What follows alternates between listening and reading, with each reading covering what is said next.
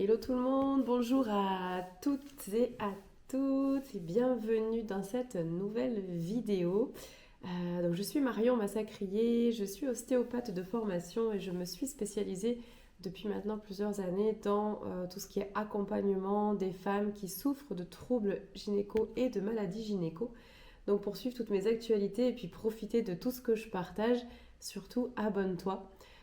Aujourd'hui, je te propose une vidéo un peu plus longue que les autres, style masterclass, dans laquelle je vais te parler du SOPK, donc le syndrome des ovaires polykystiques.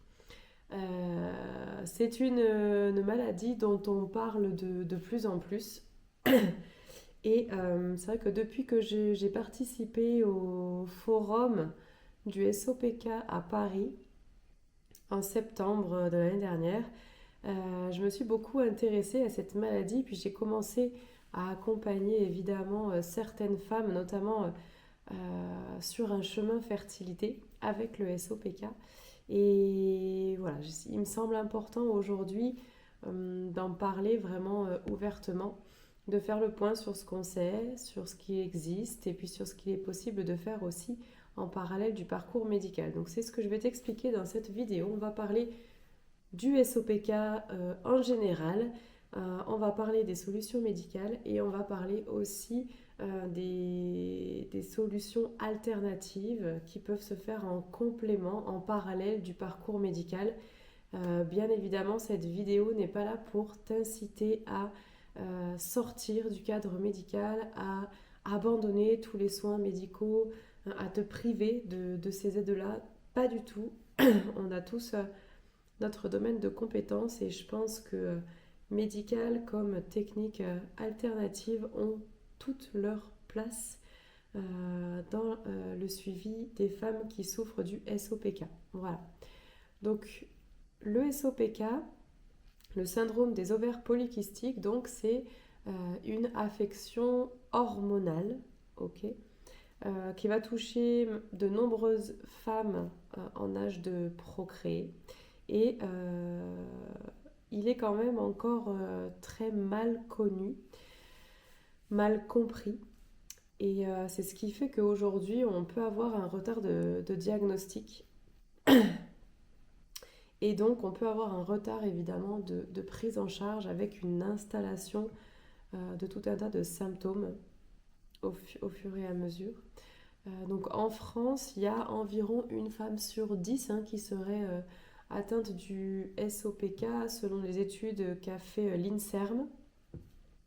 Et ça reste une des affections hormonales les plus courantes en fait chez les femmes aujourd'hui.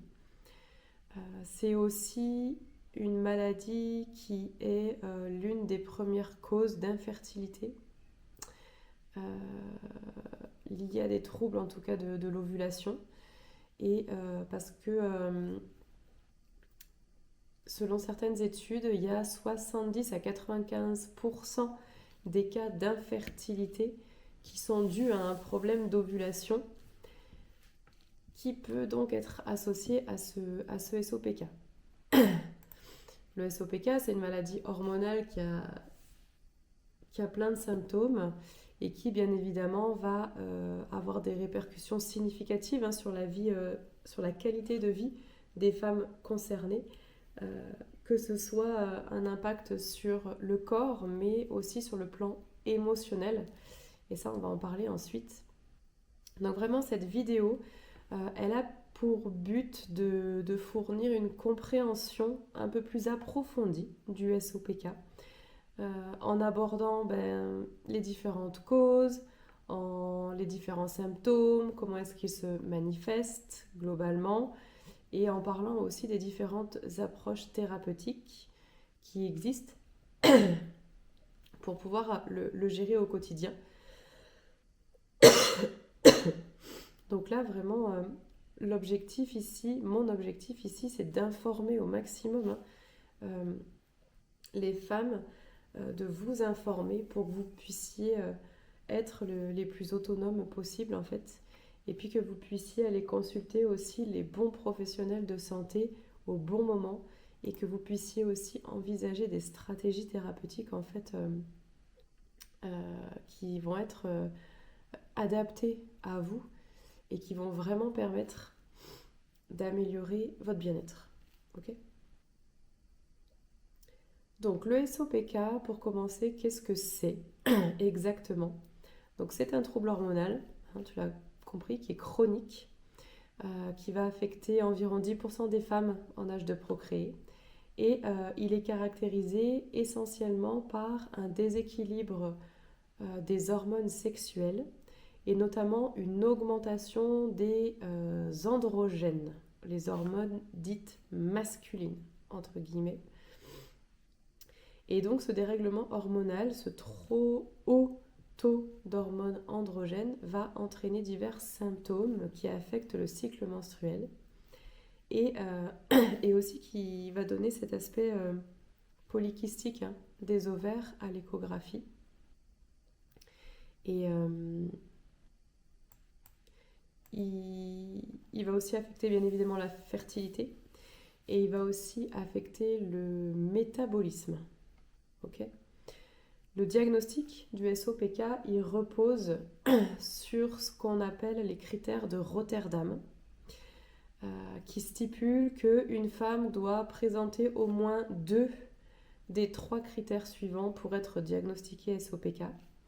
Donc dans le critère, on a le trouble de l'ovulation, qui lui se caractérise par des cycles qui sont irréguliers, voire même une absence totale de règles sur plusieurs cycles, et donc qui se caractérise aussi par des difficultés à concevoir un enfant, hein, évidemment.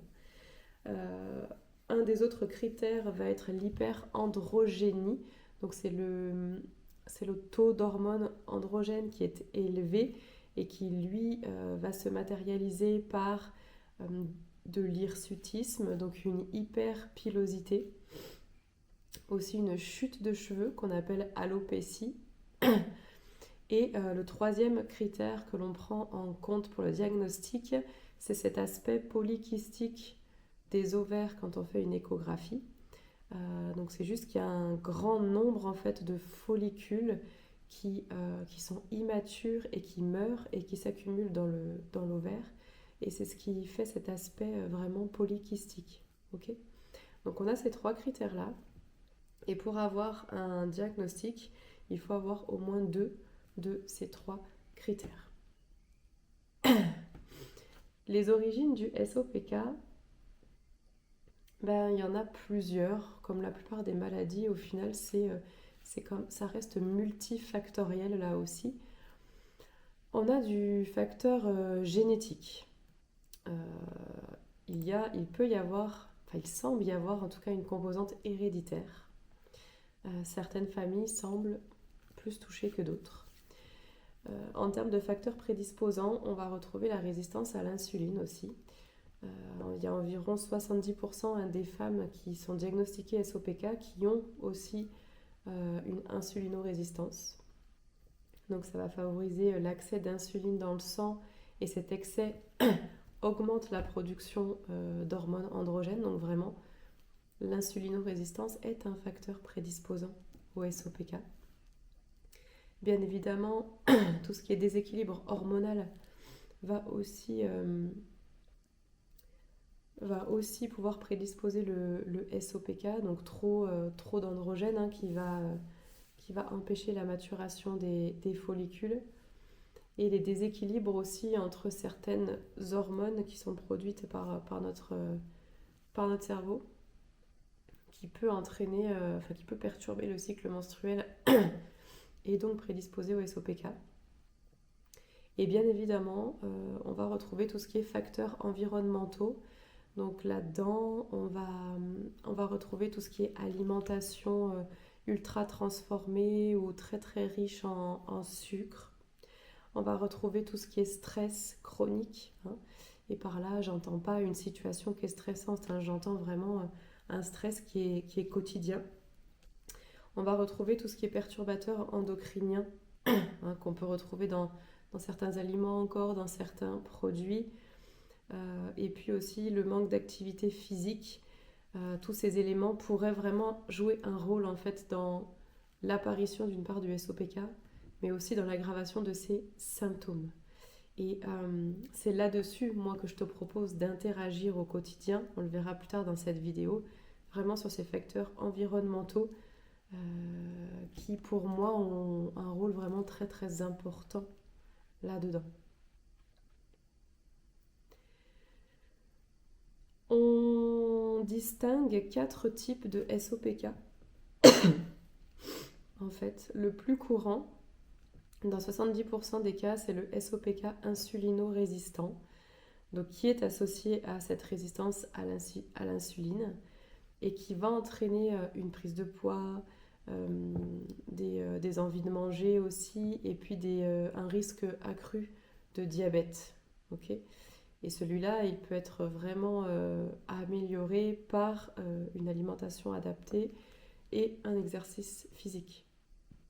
On peut avoir un SOPK qui est déclenché par l'arrêt d'une pilule contraceptive. Cette pilule qui a supprimé en fait l'ovulation pendant des années. Mais ça, en général, ça reste pas. Ça revient naturellement avec le temps. On peut avoir un SOPK lié aussi à une inflammation chronique qui va stimuler en fait la production d'hormones androgènes. Et là, très souvent, il y a des troubles digestifs importants avec... il y a beaucoup d'intolérance alimentaire aussi et de fatigue. Et on peut retrouver dans des cas vraiment beaucoup plus rares un SOPK lié à la production excessive d'androgènes par les glandes surrénales en réponse au stress. Donc ça, techniquement, en régulant le stress, on régule les surrénales et donc aussi on régule ce SOPK si l'origine est le stress. Voilà. Donc maintenant, on va voir un peu plus en détail comment se manifeste le SOPK dans la plupart des cas. Quels sont les symptômes physiques, métaboliques, émotionnels aussi du SOPK et comment est-ce qu'il peut impacter la vie de celles qui en souffrent. Donc, le SOPK, il va se manifester de façon très variable d'une femme à l'autre. Certaines femmes peuvent avoir des symptômes vraiment très légers et d'autres des manifestations très très marquées qui vont impacter la qualité de vie. Et c'est aussi cette diversité dans les symptômes qui rend parfois le diagnostic assez complexe. Sur le plan physique, en lien pour le SOPK est très souvent en lien avec un excès d'hormones androgènes. On va retrouver les troubles du cycle. Très très souvent, il y a les troubles du cycle menstruel, donc les cycles sont irréguliers. Les règles sont très espacées, voire même totalement absentes pendant plusieurs mois. Ça, c'est lié au fait que l'ovulation est rare ou même absente parce que les follicules dans les ovaires n'arrivent pas à maturation. Donc on n'a pas ou très très peu d'ovulation. Et on peut retrouver aussi dans certains cas des règles qui vont être très très abondantes et très très douloureuses quand elles sont là. Sur le plan physique, on va retrouver aussi la pilosité excessive, l'hirsutisme, qui se caractérise donc par l'apparition de poils sur les zones qui sont plutôt typiquement masculines, comme le menton, la poitrine, le dos aussi, ça peut arriver. Et ça, c'est encore une fois l'excès d'hormones androgènes qui crée ça. Et ce symptôme, il est présent dans 70% des femmes qui ont le SOPK. On va retrouver aussi tout ce qui est trouble au niveau de la peau, donc de l'acné, la peau grasse, des boutons qui sont un peu inflammatoires.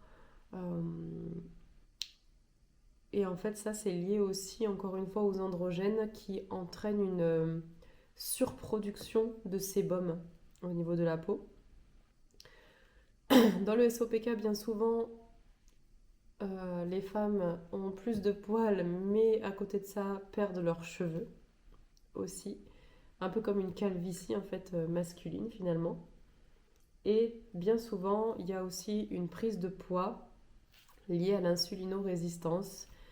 Le métabolisme est plus lent, donc on prend plus facilement du poids et c'est beaucoup plus difficile d'en perdre. Donc voilà sur le plan physique ce qui se passe.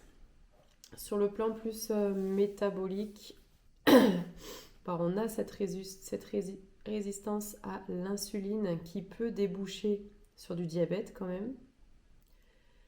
On va retrouver une inflammation un peu générale et puis chronique aussi, surtout dans le SOPK inflammatoire qui va entraîner beaucoup de fatigue, des douleurs aussi souvent articulaires, des troubles digestifs. On peut retrouver aussi, dans les cas un peu plus avancés et un peu plus graves, des syndromes métaboliques plus importants, avec du cholestérol, avec de l'hypertension artérielle. Et bien souvent, il y a des risques accrus de maladies cardiovasculaires à partir d'un certain âge chez les femmes qui ont le SOPK. Les troubles digestifs sont très fréquents, bien évidemment, avec les ballonnements, l'intestin irritable. Et bien évidemment, l'alimentation joue un rôle très très important sur ces symptômes-là. On va retrouver aussi quelque chose dont on parle peu et qui pour moi est pourtant assez fondamental et qui pour moi entretient en fait un peu tout le reste. C'est les symptômes qui vont toucher plutôt le plan mental et le plan émotionnel. Parce que tous ces changements physiques et métaboliques en fait vont entraîner des perturbations émotionnelles et mentales, notamment sur l'estime qu'on peut avoir de soi-même quand on voit son corps changer. Tout ce qui est anxiété, stress chronique, il va y avoir ces sensations de tension constante, il va y avoir des troubles du sommeil, il va y avoir des difficultés à gérer les émotions correctement aussi.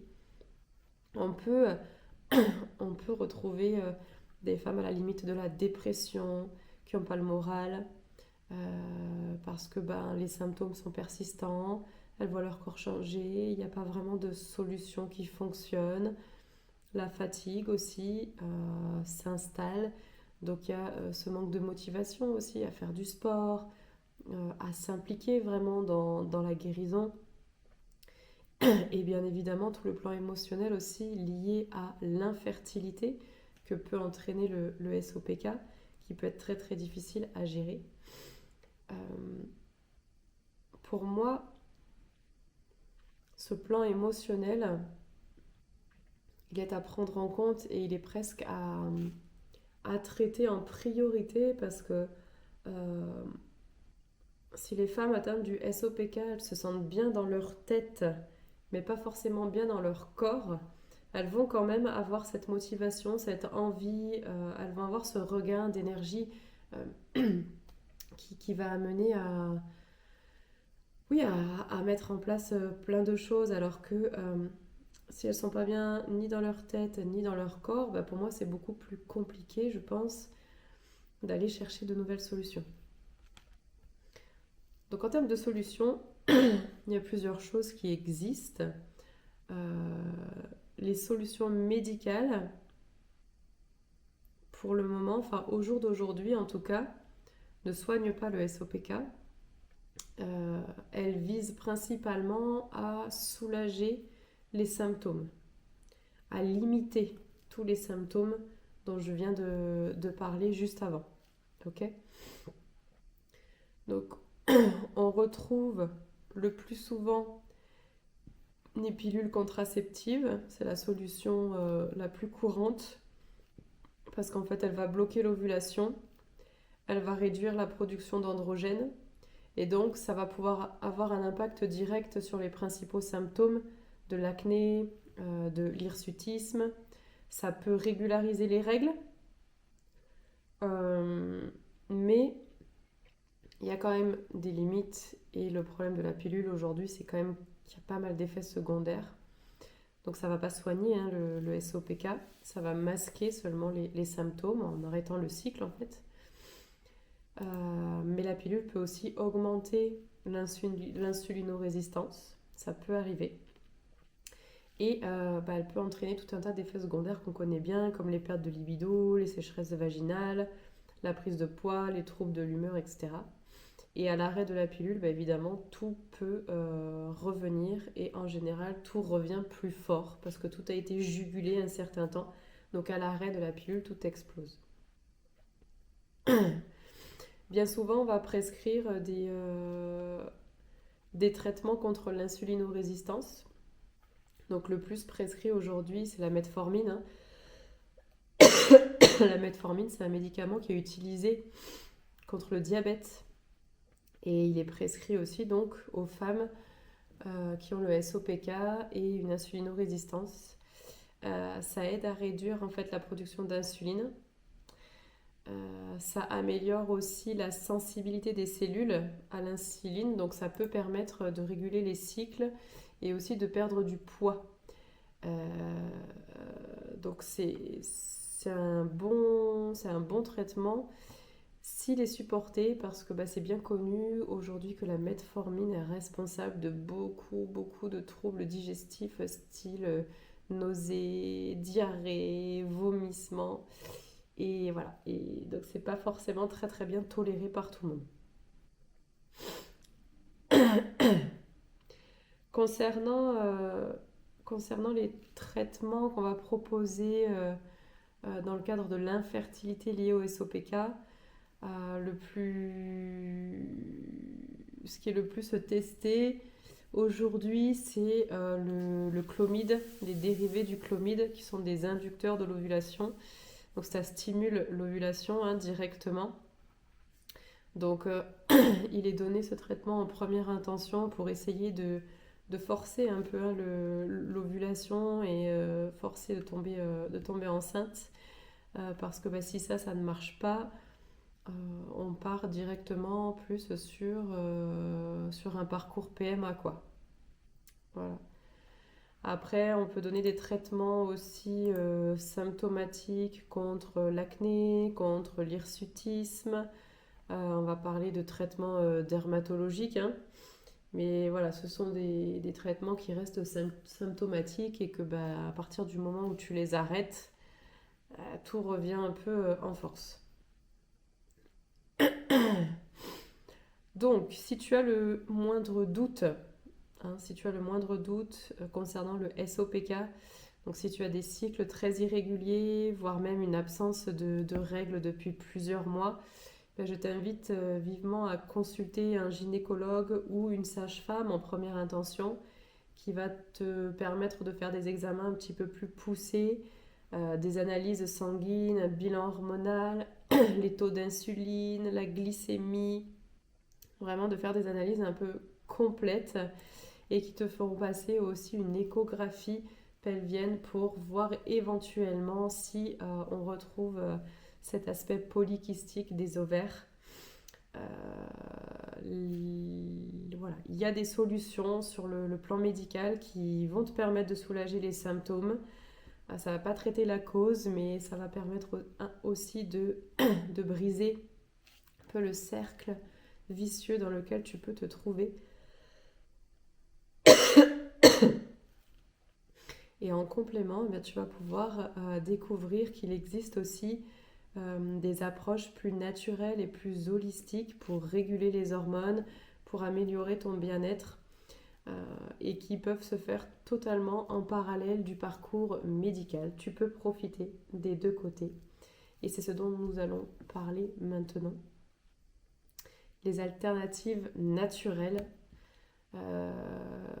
qui permettent vraiment d'agir sur le mode de vie et qui permettent en fait de réguler les hormones de façon naturelle pour essayer de retrouver un équilibre, essayer de retrouver un cycle aussi naturel et donc optimiser aussi la fertilité. Le premier truc à faire quand on a le SOPK, c'est de modifier ton alimentation.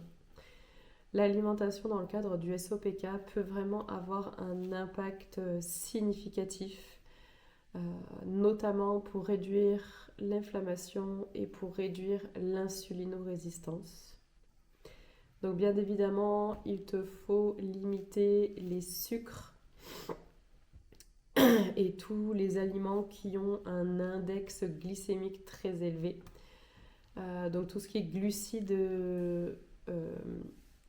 raffinés, comme le pain blanc, les pâtes, les sucres, les pâtisseries, tout ça, ça provoque des pics d'insuline qui peuvent aggraver le SOPK.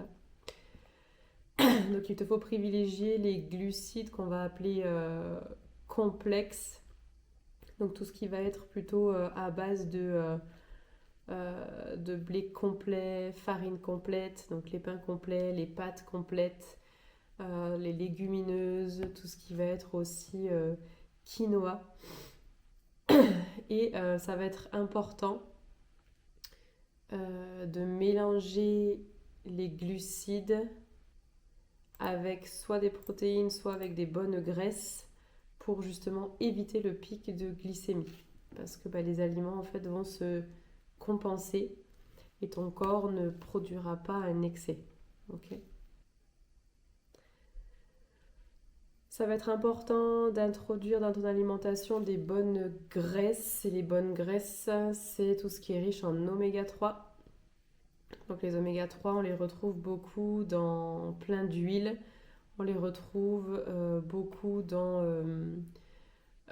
tout ce qui est noix aussi, les oléagineux, dans certains poissons aussi. Parce que ces oméga 3 vont réduire l'inflammation et vont améliorer la sensibilité à l'insuline. Tout ce qui est produit laitier et gluten, et c'est un peu à toi de voir parce que il y a certaines femmes qui ont constaté quand même qu'en limitant le lait de vache et en limitant le gluten, il y avait quand même moins d'inflammation. Donc là, vraiment, c'est plus à toi d'expérimenter tout ça. Et si tu veux de vrais conseils, je t'invite à te rapprocher éventuellement d'une naturopathe qui pourrait te conseiller vraiment plus précisément. En termes d'exemples, tu vois, j'ai noté que tu peux privilégier tout ce qui est avocat, huile d'olive, donc toutes les amandes, les noix, les oléagineux. Bien évidemment, tout ce qui est légumes verts va limiter l'inflammation. Les protéines, tout ce qui est viande maigre, c'est ok. Donc tout à base de poulet, voire même après les protéines végétales, hein, si c'est ton truc. Tu peux rajouter aussi dans ton alimentation des antioxydants puissants qui vont réduire l'inflammation, comme le thé, les fruits rouges, il y a plein de baies aussi, le curcuma qui est anti-inflammatoire, ce genre de choses. Je t'invite à regarder un peu plus précisément sur internet. Tu vas pouvoir trouver tout un tas d'idées repas en fait vraiment adaptés au SOPK. Sur le plan alimentaire, tu vas pouvoir aussi soutenir ton équilibre hormonal grâce à certains compléments. Donc les oméga 3 en font partie, la vitamine D aussi. La vitamine D qui joue un rôle important dans l'inflammation. Le magnésium qui va lui aider à réduire le stress, la résistance à l'insuline aussi. Le zinc qui va être important aussi parce qu'il régule la production de la testostérone qui est une hormone androgène. Et donc il y aura un impact directement sur tous les symptômes.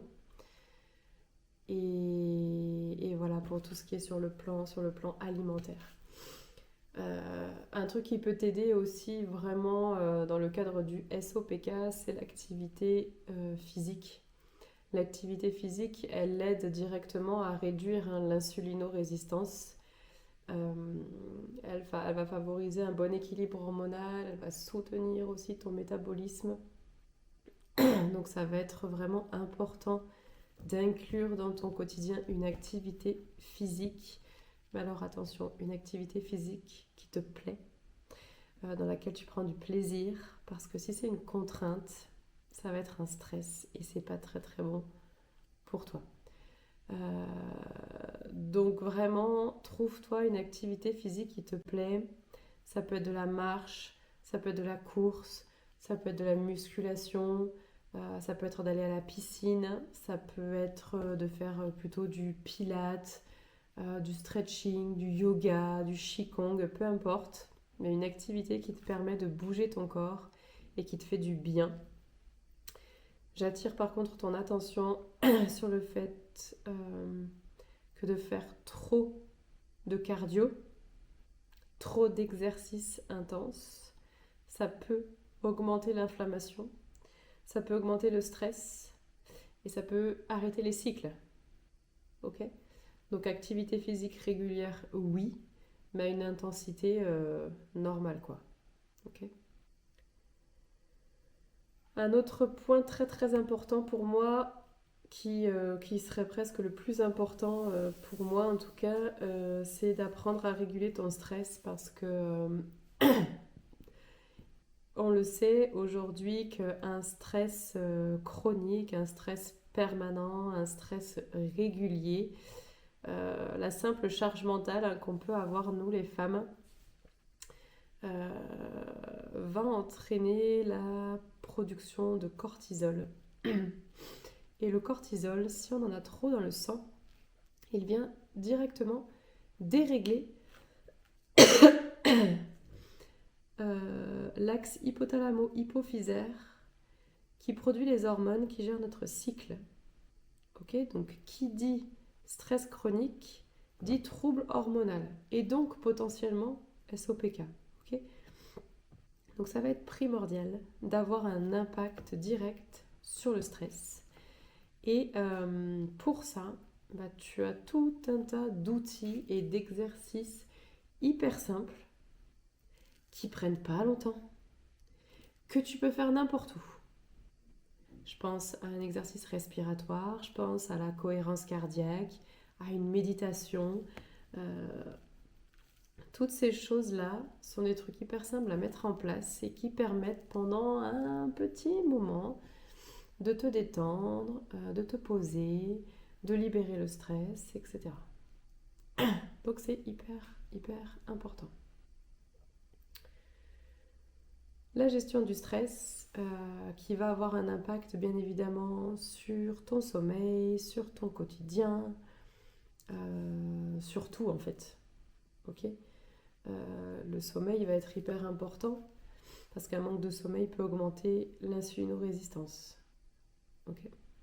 Donc, en récap, si tu veux déjà commencer par toi-même à réguler tes hormones et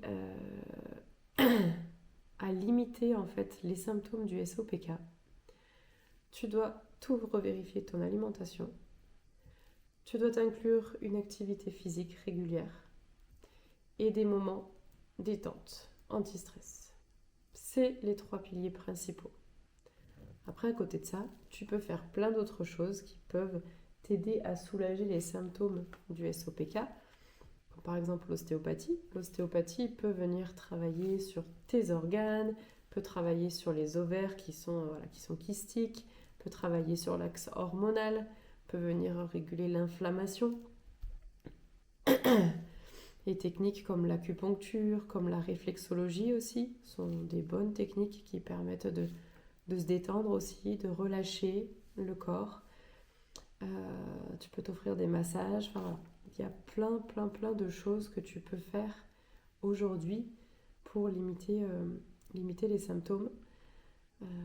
Parce que voilà, grâce à tout ça, bah aujourd'hui il y a quand même beaucoup de femmes qui réussissent à vivre avec le SOPK sans qu'il ne soit trop envahissant et sans prendre de médicaments si c'est ton choix, si c'est ton souhait. Okay. Maintenant, c'est à toi de définir ce que tu es prête à mettre en place dans ton quotidien et à t'y tenir parce que malheureusement, les bonnes habitudes, il faut les garder, sinon tous les problèmes reviennent.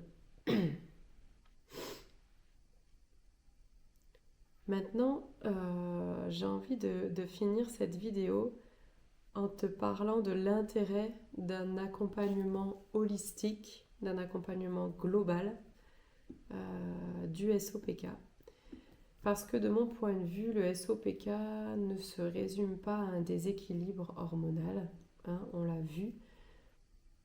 C'est un syndrome qui est multifactoriel, okay, qui est influencé par tout un tas de choses comme l'insuline, comme les hormones androgènes, comme le stress et les émotions, comme ton environnement, les perturbateurs endocriniens, etc. Et que pour moi, face à une maladie comme ça, on ne peut pas espérer avoir des super résultats que en travaillant sur l'alimentation ou que en travaillant sur le stress, etc. Ça nécessite vraiment un accompagnement très général de tous les différents facteurs en fait qui le favorisent. Et, et cette approche holistique, en fait, pour moi, elle permet aussi d'aller chercher l'origine du SOPK, ce qu'on ne fait pas assez, de mon point de vue aujourd'hui, dans les maladies gynéco, dans les troubles gynéco. On n'a pas forcément de solution aujourd'hui pour traiter ces maladies-là. Donc, on va essayer de camoufler les symptômes. Ce qui est une très bonne chose pour déjà ne serait-ce que souffler un peu. Maintenant, imagine un peu qu'on puisse retrouver le pourquoi tu as le SOPK aujourd'hui. Si on arrive à retrouver la cause du SOPK, eh bien on peut réussir à la supprimer techniquement. Si on supprime la cause, le corps, qu'est-ce qu'il va faire lui normalement ? Il va reprendre un fonctionnement normal, alors pas du jour au lendemain certes, mais il va pouvoir recommencer à fonctionner normalement sans le SOPK, puisqu'on a supprimé ce qu'il avait fait apparaître. Ok ? Donc pour moi, une approche holistique, une approche beaucoup plus générale, peut permettre de comprendre les causes profondes du SOPK et peut permettre de travailler en fait sur tous les plans physiques, émotionnels, énergétiques, et donc d'avoir des résultats beaucoup plus marqués et surtout des résultats beaucoup plus durables. Ok ? On n'est plus là sur masquer les symptômes, on est vraiment sur comprendre pourquoi il y a le SOPK et supprimer en fait tout ce qui a pu le réveiller. Ok ? Une approche globale comme ça permet de travailler sur tous les plans, de travailler sur tous les niveaux, puisqu'en plus, le SOPK ne se manifeste pas de la même façon d'une femme à une autre. Donc, un suivi vraiment adapté, un suivi 100% personnalisé, va permettre d'identifier la cause principale du déséquilibre hormonal et donc l'origine du SOPK. Peut-être que chez l'une, c'est le stress, peut-être que chez l'autre, c'est l'insuline, peut-être que chez une autre, c'est un peu tout en même temps. Et cet accompagnement 100% adapté, il va permettre de trouver des solutions en fait totalement personnalisées plutôt que de rester sur une approche un peu générique. Et ça va permettre bien évidemment aussi d'ajuster toutes les habitudes de vie pour avoir un impact beaucoup plus important sur la maladie. Un accompagnement global comme ça peut inclure en fait plusieurs approches complémentaires. On va pouvoir adapter l'alimentation en fonction des déséquilibres hormonaux, en fonction des taux d'insuline, etc. On va pouvoir apporter des solutions concernant le stress, la charge mentale, l'équilibre émotionnel. On va pouvoir inclure des techniques comme l'ostéopathie, comme les soins énergétiques, certaines techniques de visualisation aussi pour aller libérer les mémoires émotionnelles. Et le but de cet accompagnement personnalisé, comme celui que j'ai créé moi dans Welcome Woman, c'est d'agir en profondeur en fait, plutôt que de masquer les symptômes. C'est vraiment d'aller comprendre totalement ton corps, tes besoins, les réactions hormonales qui s'y passent.